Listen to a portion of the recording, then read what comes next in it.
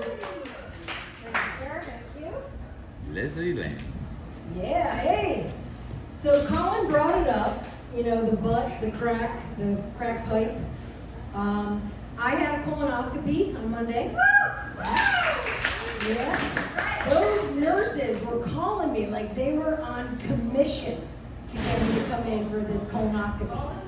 So I finally went in there. Okay, so you gotta drink this whole container of stuff. So like 2 days of drinking all this stuff and it was terrible.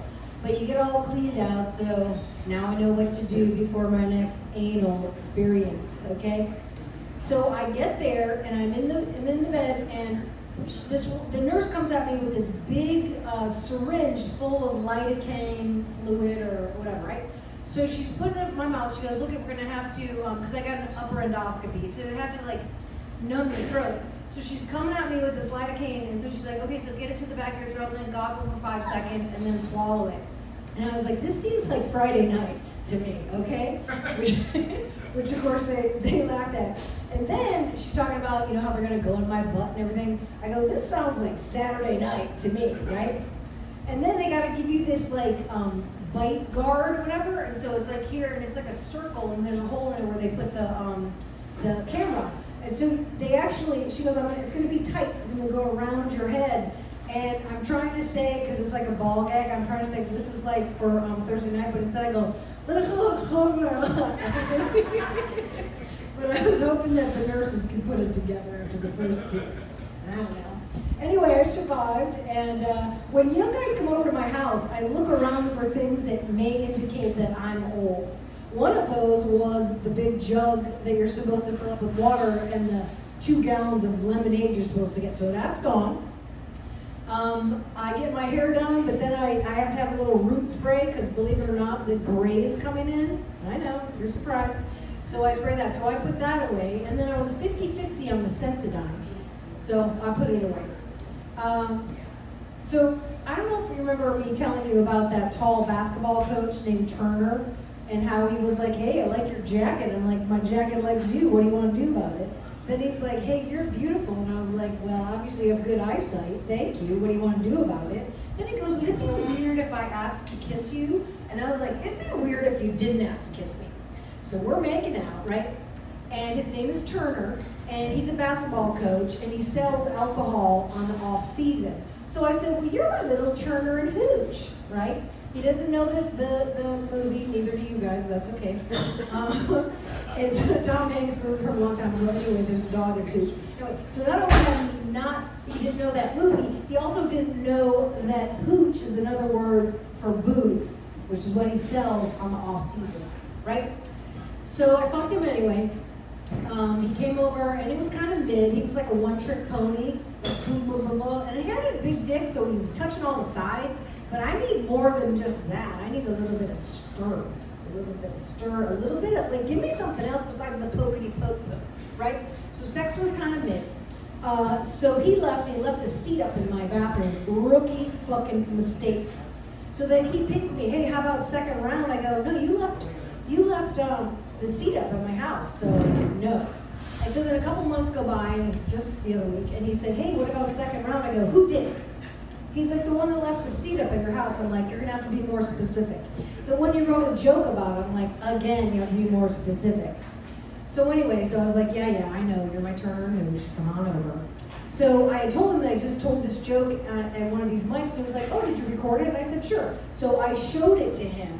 And so when it said that the sex was mid, he was like, oh, right? But then that must have really got him excited, because for the next 3 hours he railed me like it was his job, okay? And he was like, is this the stir you want? Is this? And I was like, look, it just made it awkward because it was announcing it every time he was there. Is this a stir? I was like, just forget about the stir. Just keep fucking me, okay? And I'm gonna, So anyway, he's a little upset that I'm using his name on this joke, and he goes, hey, I'm not comfortable me using your name. I go, who do you think's gonna know it's you? And I said, only you and I know it's you. And he goes, I just don't want you to use my name, so use somebody else's name. So I'm like, yeah, all right. So I met this tall guy who's a basketball coach, and his name is Kevin. And he sells alcohol on the off season as a basketball coach. So he's my little Kevin and Hooch. See how it doesn't work, stupid Turner? Can't do the joke with another name, you idiot. Anyway, don't tell him I'm going to still do this joke. Okay? I can't change the names. Anyway, and it's a cute joke. So, anyway, so that happened there. I'm not going to fuck him again. I think he's kind of mad at me because of that whole thing. But what do you want? You fucking comedian. You know I'm a comedian. You know what is going on. You didn't sign an NDA. I sometimes have guys sign an NDA. And so, I don't know, you think that people would be like upset about that? No, they think it's cool. They're like, yeah, I'm fucking a celebrity, and I gotta sign this NDA. And I'm like, yeah. I just see if they're gonna do it, because I don't really care.